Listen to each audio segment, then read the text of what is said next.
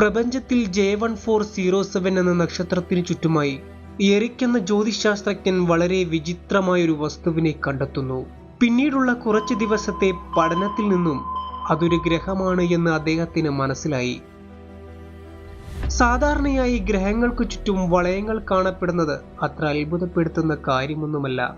എന്നാൽ ഈ ഗ്രഹത്തിന് ചുറ്റുമുണ്ടായിരുന്ന വളയങ്ങളുടെ ദൂരമെന്നത് ഏകദേശം 120 മില്യൺ കിലോമീറ്റേഴ്സ് ആയിരുന്നു. നമ്മുടെ ഭൂമിയും സൂര്യനും തമ്മിലുള്ള അകലമെന്നത് ഏകദേശം 148 മില്യൺ കിലോമീറ്റർ ആണെന്ന് മറക്കരുത്.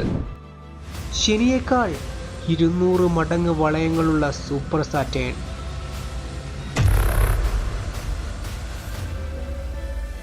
ഭൂമിയിൽ നിന്നും 434 പ്രകാശവർഷം അകലെ നിലനിൽക്കുന്ന ഈ ഗ്രഹം ഒരു വാതക ഭീമൻ ഗ്രഹമാണ് എന്ന് കരുതപ്പെടുന്നു.